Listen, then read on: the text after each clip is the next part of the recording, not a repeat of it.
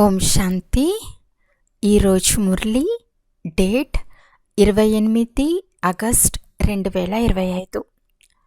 బాబా చెప్తున్నారు, మధురమైన పిల్లలు, ఇప్పుడు మీ కోర్ట్ విచారణ పూర్తి అయింది.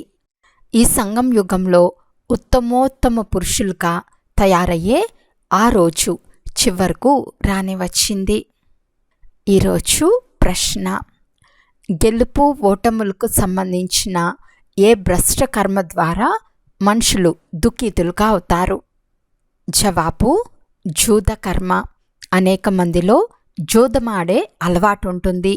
ఇది భ్రష్ట కర్మ. ఎందుకంటే ఓడిపోతే దుఃఖం, గెలిస్తే సంతోషం కలుగుతుంది. పిల్లలైన మీకు తండ్రి ఆజ్ఞ ఏమిటి అంటే, పిల్లలు దైవీ కర్మలు చేయండి, సమయం వ్యర్థమయ్యే కర్మలు ఏవీ చేయకండి, సదా అనంతమైన విజయం పొందే పురుషార్థం చేయండి.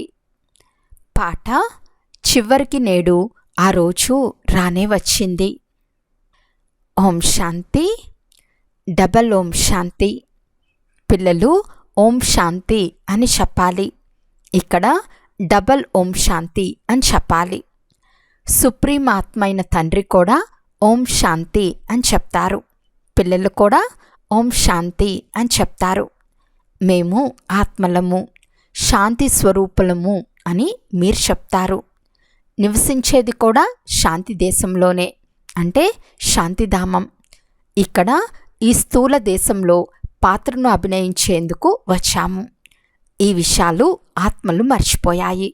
చివరికి మహత్వపూర్ణమైన తీర్పు వెలువడే ఆ చివరి రోజు రానే వచ్చింది. ఏ తీర్పు? బాబా దుఃఖాన్ని నిర్మూలించి సుఖంనివ్వండి అని చెప్తారు. ప్రతి మనిషి సుఖశాంతులనే ఇష్టపడతారు. తండ్రి పేదల పెన్నిది. ఈ సమయంలో భారతదేశం పూర్తి నిరుపేదగా ఉంది. మనము పూర్తి ధనవంతులుగా ఉండేవారమని పిల్లలకు తెలుసు. ఇది కూడా బ్రాహ్మణ పిల్లలైన మీకు మాత్రమే తెలుసు. మిగిలిన వారంతా అడవిలో ఉన్నారు. పిల్లలైన మీలో నంబర్ వార్ పురుషార్థానుసారం నిశ్చయం ఉంది. వీరు శ్రీశ్రీ అని, వీరిచ్చే మతం శ్రేష్టాతి శ్రేష్టమైందని మీకు తెలుసు. భగవాను వాచ్ కదా, మనుషులు వాయిద్యం మ్రోగించినట్లు రామా రామా అని భజన చేస్తూ ఉంటారు. కానీ రాముడు త్రేతాయుగపు రాజు. అతని మహిమ కూడా గొప్పది. 14 కళలు ఉండేవి, 2 కళలు తక్కువ. అతన్ని గురించి కూడా మహిమ చేస్తారు. రామరాజా, రామప్రజ అని అంటారు. మీరు ధనవంతులుగా అవుతారు కదా. రాముని కంటే ఎక్కువ ధనవంతులు లక్ష్మీనారాయణులు. రామరాజా, రామప్రజ అని అంటారు. రాజును దాత అని కూడా అంటారు. అన్నదాత అని అంటారు. బాబా కూడా దాతయే. వారు తమ సర్వస్వాన్ని ఇస్తారు. పిల్లలను విశ్వాధికారులుగా తయారు చేస్తారు. అక్కడ పాపం చేసి పొందవలసిన అప్రాప్తి వస్తువు ఏదీ ఉండదు. అక్కడ పాపం అను పదమే ఉండదు. అర్ధకల్పం దైవీ రాజ్యం మరియు అర్ధకల్పం అసురి రాజ్యం.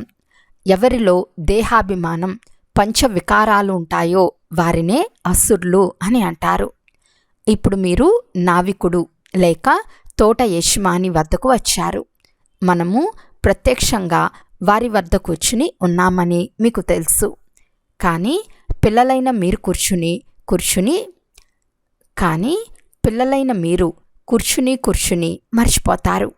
భగవంతుడు ఏం ఆజ్ఞాపిస్తారో దాన్ని అంగీకరించి పాటించాలి కదా. శ్రేష్టాతి శ్రేష్టంగా అయ్యేందుకు వారు శ్రీమతంను ఇస్తున్నారు. కావున వారి మతంను అనుసరించాలి కదా. మొట్టమొదటి మతంను ఇస్తున్నారు. ఆత్మాభిమానులుగా అవ్వండి. బాబా ఆత్మలైన మనల్ని చదివిస్తారు. ఇది పక్కాగా గుర్తుంచుకోండి. దీనిని స్మృతి చేస్తే నావా తీరానికి చేరుతుంది. మీరే 84 జన్మలు తీసుకుంటారు అని పిల్లలకు అర్థం చేయించబడింది. మీరే తమోప్రధానం నుండి సతోప్రధానంగా అవుతారు. ఇది పతిత దుఃఖీ ప్రపంచం. స్వర్గాన్ని సుఖధామము అని అంటారు. శివబాబా మనల్ని చదివిస్తున్నారని పిల్లలైన మీకు తెలుసు. మనము వారి విద్యార్థులము. వారు తండ్రే కాక టీచర్ కూడా. కనుక బాగా చదువుకోవాలి, దైవీ కర్మలు కూడా చేయాలి. ఎటువంటి భ్రష్ట కర్మ చేయరాదు. భ్రష్ట కర్మలలో జూదం కూడా ఒకటి. ఇది కూడా దుఃఖంనిస్తుంది. ఓడిపోతే దుఃఖమవుతుంది, గెలుస్తే సంతోషంగా ఉంటుంది. ఇప్పుడు పిల్లలైన మీరు మాయతో అనంతమైన ఓటమిని చవిచూశారు. ఇది బేహద్దు ఓటమి మరియు గెలుపుల ఆట. పంచవికారాలనే రావణునితో ఓడిపోతే ఓడినట్లే. రావణునిపై విజయం పొందాలి. మాయతో ఓడిపోతే ఓటమి. ఇప్పుడు పిల్లలైన మీకు జయం లభిస్తుంది. మీరిప్పుడు జూదము మొదలైనవన్నీ వదిలేయాలి. ఇప్పుడు అనంతమైన విజయాన్ని పొందేందుకు పూర్తి గమనం ఇవ్వాలి. అలాంటి ఏ కర్మ కూడా చేయరాదు. సమయాన్ని వ్యర్థం చేయరాదు.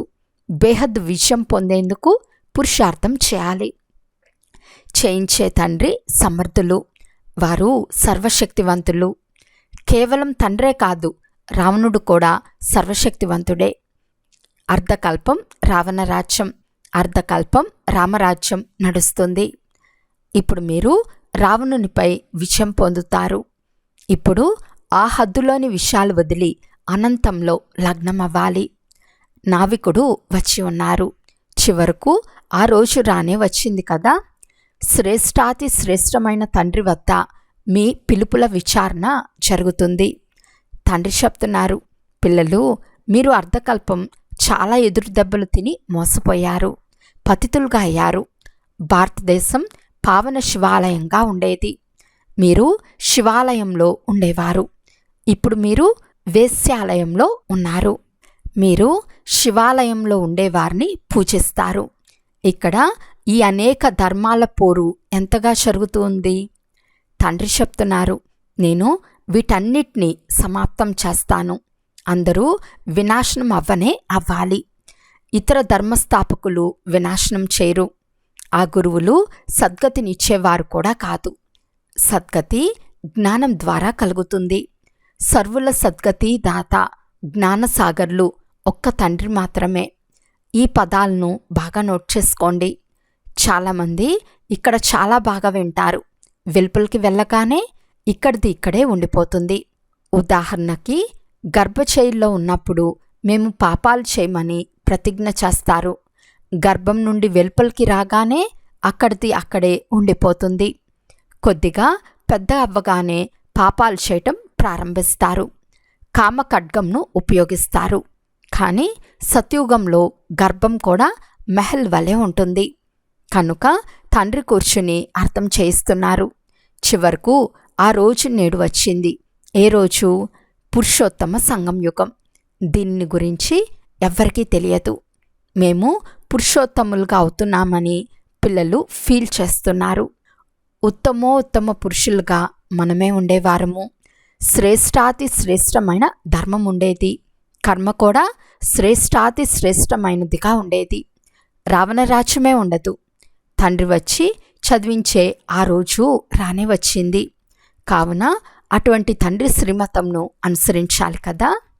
ఇప్పుడిది కలియుగ అంతిమ సమయం. పావనంగా అయ్యేందుకు కొంత సమయం కావాలి కదా.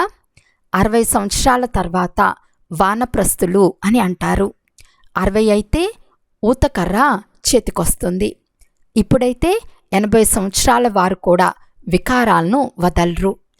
తండ్రి చెప్తున్నారు, నేను ఇతని వానప్రస్థ స్థితిలో ప్రవేశించి ఇతనికి అర్థం చేయిస్తాను. ఆత్మనే పవిత్రంగా అయి దాటుకుంటుంది. ఆత్మనే ఎగురుతుంది. ఇప్పుడు ఆత్మ రెక్కలు విరిగి ఉన్నాయి, ఎగరలేదు. రావణుడు రెక్కలు నరికేశాడు. ఆత్మ పతితమైపోయింది. ఒక్కరు కూడా వాపస్ వెళ్ళలేరు. మొదట సుప్రీం తండ్రి వెళ్ళాలి కదా. శివుని వివాహ ఊరేగింపు అని అంటారు కదా. శంకరునికి ఊరేగింపు ఉండదు. తండ్రి వెనుక పిల్లలైన మనమంతా వెళ్తాము. తీసుకెళ్లేందుకు బాబా వచ్చి ఉన్నారు. శారీర సహితంగా తీసుకెళ్లలేరు కదా. ఆత్మలన్నీ పతితమై ఉన్నాయి. ఎంతవరకు పవిత్రంగా అవ్వరో అంతవరకు వాపస్ వెళ్ళలేరు. పవిత్రత ఉన్నప్పుడు సుఖశాంతులు ఉండేవి. ఆ సమయంలో ఆది సనాతన దేవీ దేవతా ధర్మస్థులైన మీరు మాత్రమే ఉండేవారు. ఇప్పుడు ఇతర ధర్మాల వారందరూ ఉన్నారు. దేవతా ధర్మం లేనేలేదు. దీనిని కల్పవృక్షమని అంటారు. దీనిని మర్రి చెట్టుతో పోలుస్తారు. కాండము లేనేలేదు. మిగిలిన వృక్షమంతా నిలిచి ఉంది. అలాగే ఇక్కడ కూడా పునాది అయిన దేవీ దేవతా ధర్మం లేనేలేదు. మిగిలిన వృక్షమంతా నిలబడి ఉంది. ఒకప్పుడు ఉండేది కానీ ఇప్పుడు ప్రాయలోపమైపోయింది. మళ్ళీ పునరావృతం అవుతుంది. ఏకధర్మ స్థాపన చేసేందుకు నేను మళ్ళీ వస్తాను. మిగిలిన అన్ని ధర్మాలు వినాశనమైపోతాయి. లేకుంటే సృష్టి చక్రం ఎలా తిరగాలి? ప్రపంచ చరిత్ర భూగోళాలు పునరావృతం అవుతాయని అంటారు. ఇప్పుడిది పాత ప్రపంచం. మళ్ళీ నూతన ప్రపంచం పునరావృతం అవుతుంది. ఈ పాత ప్రపంచం పరివర్తనై నూతన ప్రపంచం స్థాపన అవుతుంది. ఈ భారతదేశమే కొత్తది నుండి పాతదిగా అవుతుంది. యమునా నది తీరంలో ఫరిస్తాన్ ఉండేదని అంటారు. బాబా చెప్తున్నారు, మీరు కామచిత్పై కూర్చుని శ్మశానవాసులుగా అయ్యారు. మళ్ళీ మిమ్మల్ని స్వర్గవాసులుగా చేస్తారు. శ్రీకృష్ణుని శ్యామసుందరుడు అని ఎందుకంటారు? ఇది ఎవరి బుద్ధిలోనూ ఉండదు. పేరు బాగుంది కదా. రాధాకృష్ణులు నూతన ప్రపంచ యువరాజ యువరాణులు. కామచిత్పై కూర్చున్నందున ఇన్పయుగంలో ఉన్నారు. సాగురుని పిల్లలు కామచిత్పై కాలి మరణించారని గాయనం కూడా ఉంది. ఇప్పుడు తండ్రి అందరిపై జ్ఞానవర్షం కురిపిస్తున్నారు. తర్వాత అందరూ బంగారు యుగంలోకి వెళ్తారు. ఇప్పుడిది సంగం యుగం. మీకు అవినాశి జ్ఞానరత్నాల దానం లభిస్తుంది. దీని ద్వారా మీరు ధనవంతులుగా అవుతారు. ఒక్కొక్క రత్నం లక్షల రూపాయల విలువ చేస్తుంది. వారు శాస్త్రాల మహావాక్యాలు లక్షల విలువ చేస్తాయని భావిస్తారు. పిల్లలైన మీరు ఈ చదువు ద్వారా పద్మాపతులుగా అవుతారు. చదువు ఆదాయానికి ఆధారం కదా. ఈ జ్ఞానరత్నాలను మీరు ధారణ చేస్తారు. జోలును నింపుకుంటారు. వారు శంకరుని గురించి చెప్తారు. ఓం బం బం మహాదేవా జోలును నింపు అని పాడతారు. శంకరునిపై ఎన్ని నిందలు మోపారు? బ్రహ్మ విష్ణువుల పాత్ర ఇక్కడే ఉంది. 84 జన్మలన్నీ విష్ణువుకే చెప్తారు. అంటే లక్ష్మీనారాయణులకు అని కూడా అర్థం. మీరు బ్రహ్మకు కూడా 84 జన్మలని చెప్తారు. తండ్రి కూర్చుని తప్పు ఏమిటో ఒప్పు ఏమిటో బ్రహ్మ మరియు విష్ణువుల పాత్ర ఏమిటో అర్థం చేయిస్తున్నారు. మీరే దేవతలుగా ఉండేవారు. చక్రంలో వచ్చి బ్రాహ్మణులుగా అయ్యారు.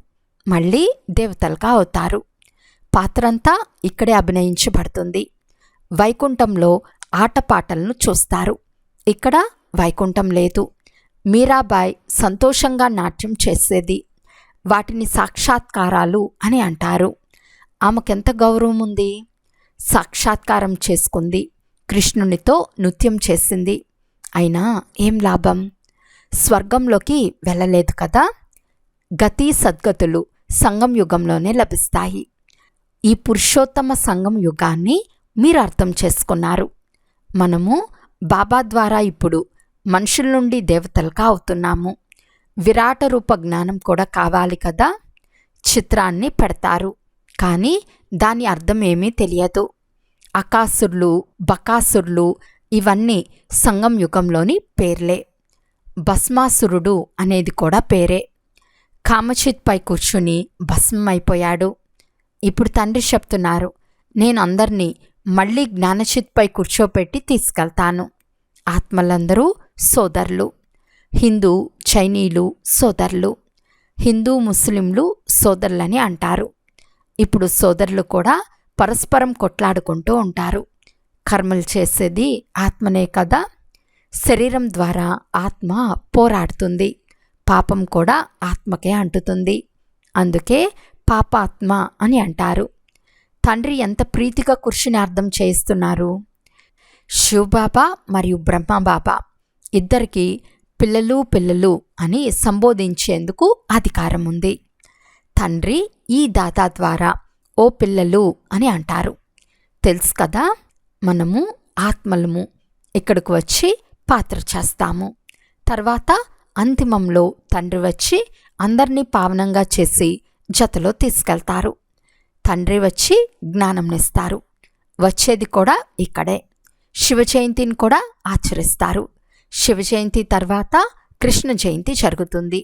శ్రీకృష్ణుడే మళ్ళీ శ్రీనారాయణునిగా అవుతాడు. మళ్ళీ చక్రంలో తిరిగి అంతిమంలో పతితమైపోతాడు. తండ్రి వచ్చి మళ్ళీ సుందరంగా తయారు చేస్తారు. మీరు బ్రాహ్మణుల నుండి దేవతలుగా అవుతారు.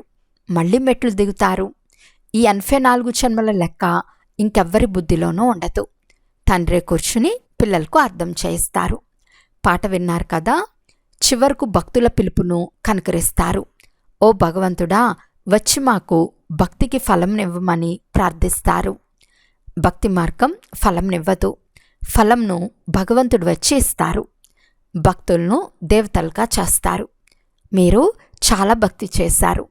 మొట్టమొదట మీరే శివుని భక్తి చేశారు. ఎవరు ఈ విషయాలను బాగా అర్థం చేసుకుంటారో వారు మన కులం వారని మీరు ఫీల్ చేస్తారు. ఎవరి బుద్ధిలో కూర్చోదో వారు చాలా భక్తి చేయలేదని, వెనుక వచ్చారని అర్థం చేసుకోండి. ఇక్కడ కూడా ప్రారంభం నుండి రారు. ఇది లెక్క కదా. ఎవరు ఎక్కువగా భక్తి చేశారో వారికి ఫలితం ఎక్కువగా లభిస్తుంది. భక్తి కొద్దిగా చేసినట్లయితే ఫలం కూడా కొద్దిగానే లభిస్తుంది. వారు స్వర్గ సుఖాలను అనుభవించలేరు. ఎందుకంటే ప్రారంభంలో వారు శివుని భక్తి చేయలేదు. మీ బుద్ధి ఇప్పుడు పనిచేస్తోంది. బాబా రకరకాల యుక్తులు చాలా తెలియచేస్తూ ఉంటారు. అచ్చా, మధురాతి మధురమైన అపురూపమైన పిల్లలకు మాతాపిత బాప్దాదాల ప్రియ స్మృతులు మరియు గుడ్ మార్నింగ్. ఆత్మిక పిల్లలకు ఆత్మిక తండ్రి నమస్తే. ఆత్మిక తండ్రికి ఆత్మిక పిల్లల యొక్క ప్రియ స్మృతులు మరియు నమస్తే నమస్తే నమస్తే. ధారణ కొరకు ముఖ్య సారము. ఫస్ట్ పాయింట్, ఒక్కొక్క అవినాశి జ్ఞానరత్నం ఏదైతే కోటాను కోట్లకు సమానమో వాటితో మీ చెవులను నింపుకోవాలి. బుద్ధిలో ధారణ చేసిన తర్వాత ఇతరులకు దానం చేయాలి. సెకండ్ పాయింట్, శ్రీశ్రీ గారి శ్రేష్ఠ మతంను పూర్తిగా అనుసరించాలి. ఆత్మను సతోప్రధానంగా చేసుకునేందుకు ఆత్మాభిమానులుగా అయ్యే పురుషార్థం పూర్తిగా చేయాలి. ఈరోజు వరదానము. అందరి పట్ల శుభభావము మరియు శ్రేష్ఠ భావనను ధారణ చేసే హంస బుద్ధి హోలీ హంస భవ. హంస బుద్ధి అనగా సదా ప్రతి ఆత్మ పట్ల శ్రేష్టంగా మరియు శుభంగా ఆలోచించేవారు. మొదట ప్రతి ఆత్మ యొక్క భావాన్ని పరిశీలించేవారు. తర్వాత ధారణ చేయువారు. ఎప్పుడు బుద్ధిలో ఏ ఆత్మ పట్ల కూడా అశుభము లేక సాధారణ భావము ధారణ చేయరాదు. సదా శుభభావము మరియు శుభభావన ఉంచేవారే హోలీ హంసలు. వారు ఏ ఆత్మ యొక్క అకల్యాణ విషయాలు వింటూ చూస్తూ కూడా అకల్యాణాన్ని కళ్యాణ వృత్తి ద్వారా మార్చేస్తారు. వారి దృష్టి ప్రతి ఆత్మ పట్ల శ్రేష్టంగా, శుద్ధంగా, స్నేహయుక్తంగా ఉంటుంది. స్లోగన్: ఎటువంటి ప్రేమభరిత గంగల్గా అవ్వాలి అంటే మీ ద్వారా ప్రేమ సాగరుడైన తండ్రి కనిపించాలి. అవ్యక్త సూచన: సహజ యోగులుగా అవ్వాలి అంటే పరమాత్మ ప్రేమ యొక్క అన్వీల్గా అవ్వండి. చాలామంది భక్తి ఆత్మలు ప్రభువు ప్రేమలో లీనమవ్వాలని కోరుకుంటారు. ఇంకా చాలామంది జ్యోతిలో లీనమవ్వాలని కోరుకుంటారు.